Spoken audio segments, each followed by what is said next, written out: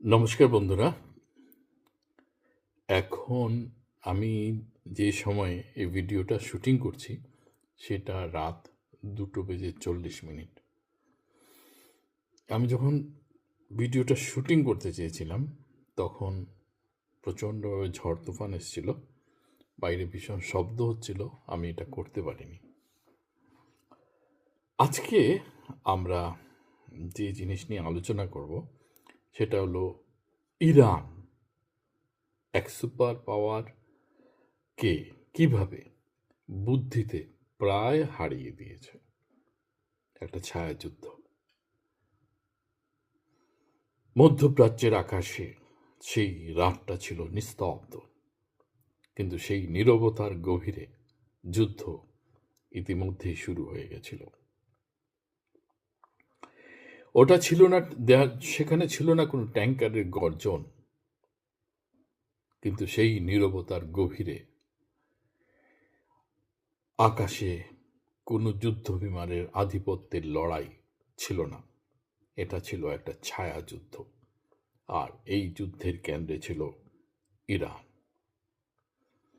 বহু বছর আগে ইরান ইরাক ওয়ার এর ক্ষত থেকে ইরান একটা জিনিস নির্মম সত্য শিখেছিল: সরাসরি যুদ্ধে তারা কখনোই আমেরিকার মতো শক্তিশালী দেশের কাছে পাল্লা দিতে পারবে না। তাই তারা বেছে নিয়েছিল একটা ভিন্ন পথ: ধৈর্য, প্রতারণা, কৌশল। পাহাড়ের নিচে গোপন বাংকারের গভীরে ইসলামিক রেভলিউশনারি গার্ড কপস এর কমান্ডারেরা আজকের যুদ্ধের জন্য প্রস্তুতি নিচ্ছিল। তারা প্রস্তুতি নিচ্ছিল ভবিষ্যতের যুদ্ধের জন্য, এমন একটা যুদ্ধ যেখানে শত্রু কখনোই আসল যুদ্ধক্ষেত্রে দেখতে পাবে না। প্রথম অস্ত্র ছিল না বন্দুক, ছিল ক্ষেপণাস্ত্র। ইরানের গম্ভীর জঙ্গল থেকে লং রেঞ্জ মিসাইলগুলো নিঃশব্দে অপেক্ষা করছিল। তাদের আকাশে যুদ্ধবিমান পাঠানোর দরকার ছিল না, দূর থেকেই আক্রমণ করা সম্ভব ছিল। আর যখন তারা আঘাত করত তা হতো হঠাৎ, নিখুঁত এবং ভয়ঙ্কর। কিন্তু ক্ষেপণাস্ত্রই সব নয়। আসল আতঙ্ক নেমে এসেছিল আকাশ থেকে। কোনো গর্জন নয়, বরং নীরব শিকারী ড্রোন, ছোট, সত্য, প্রায় অদৃশ্য। ওরা ছিল যেন ছায়ার মতো। রাডার যখন ওদের ধরত তখন অনেক দেরি হয়ে যেত। টার্গেট ধ্বংস, ঘাঁটি কেঁপে ওঠা, আর চারিদিকে বিভ্রান্তি। কিন্তু ইরানের সবচেয়ে ভয়ঙ্কর অস্ত্র ছিল প্রযুক্তি নয়, ছিল প্রভাব। মধ্যপ্রাচ্যের বিভিন্ন দেশে প্রান্তে ছড়িয়েছিল তাদের অদৃশ্য জাল। লেবাননে শক্তিশালী হিজবুল্লাহ প্রস্তুত, ইয়েমেনে দৃঢ় হুতি কৌশলগত চাপ সৃষ্টি করছে। এরা শুধু মিত্র নয়, এরা ছিল বৃহৎ একটা পরিকল্পনার অংশ। একটি জাল, একটা নেটওয়ার্ক। তারপর আসে ভূগোল। ইরানের নীরব চাল, পাহাড় যা শত্রুর পরিকল্পনাকে গিলে ফেলেছিল, আন্ডারগ্রাউন্ড বেস যা ধ্বংস করা প্রায় অসম্ভব, আর সবচেয়ে গুরুত্বপূর্ণ স্ট্রেইট অফ হরমুজ। এটা ছোট্ট পদক্ষেপ, বিশ্বের তেলের প্রভাবের একটা সরু পথ, আর পুরো বিশ্বের অর্থনীতি বিশৃঙ্খল হয়ে যেতে পারে। এর মধ্যে ডিজিটাল জগতে চলছিল আরেকটি যুদ্ধ।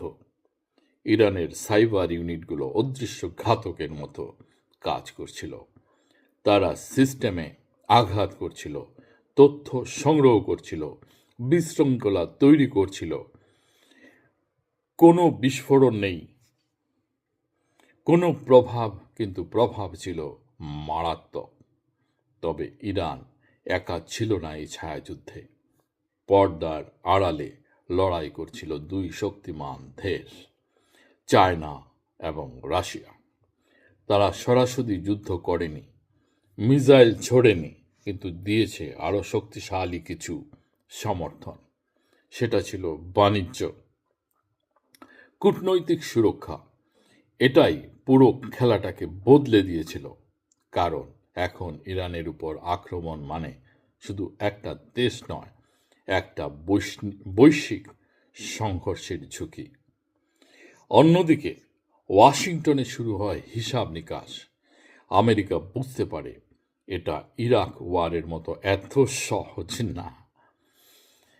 এখানে কোনো দ্রুত জয় সম্ভব নয়, শুধু দীর্ঘ প্রতিরোধ। প্রতিটি পদক্ষেপ ছিল ভয়ঙ্কর পরিস্থিতি। ইরানের আঘাত মানে পুরো অঞ্চলে মিসাইল হামলা, সরাসরি আক্রমণ মানেই বহু ফ্রন্টে যুদ্ধ, আর চাপ বাড়লে বিশ্ব অর্থনীতি ধ্বংস হয়ে যেতে পারে। মূল্য তার অকল্পনীয়, আর তাই বিশ্ব দেখল বিশ্বের সবচেয়ে শক্তিশালী দেশটি থেমে গেল, দ্বিধায় পড়ল, পিছু হটল। কারণ ইরান প্রচলিত অর্থে যুদ্ধ জেতেনি, তারা আরও বিপজ্জনক কিছু করেছে। তারা যুদ্ধটাকেই জেতা অসম্ভব করে তুলেছে। আজকের যুদ্ধের নতুন নিয়ম শক্তি নয়, কৌশলই আসল কথা। শেষ প্রশ্ন রয়ে যায়, এই ছায়াযুদ্ধে পৃথিবীতে আসলে নিয়ন্ত্রণ কার হাত? বন্ধুরা, এখন থেকে কিছুক্ষণ পরে, আজ রাত্র 5:30টায়, আমেরিকার প্রেসিডেন্ট ট্রাম্প ইরানকে ধমকি দিয়েছেন যে ইরানকে এমন একটা জায়গায় নিয়ে যাবেন, স্টোন এজ বলেছেন, যেখানে যদি ইরান তাদের শর্ত মেনে যুদ্ধবিরতি না করে, হরমুজ খুলে না দেয়, তাইলে এমন জায়গায় নিয়ে যাবেন যেখান থেকে তারা আর ফিরতে পারবে না, এবং 100 বছর লাগবে তাদেরকে ফিরে আসতে। আর ইসরায়েল বলেছে, আমরা হামলা করব ওদের রেলপথের উপরে, এবং অলরেডি তারা শুরু করে দিয়েছে, 4-5টা জায়গায় হানা দিয়ে দিয়েছে। বন্ধুরা, কি হবে না হবে কালকে সকালে জানা যাবে। আমরা লেটেস্ট আপডেট আপনাদের জানাবো। আমার এই ভিডিওটা যদি আপনাদের পছন্দ হয়ে থাকে, একটা লাইক দেবেন, বন্ধুদের সাথে শেয়ার করবেন, আর সাবস্ক্রাইব করে দেবেন, যাতে ইন ফিউচার আপনাদেরকে এ ধরনের ভিডিও, নতুন নতুন তথ্য আমরা নিয়ে আসতে পারি JBB নিউজ থেকে। শুভরাত্রি জানিয়ে আজকের মতো আমি আজকের এই ভিডিও শেষ করছি। ধন্যবাদ।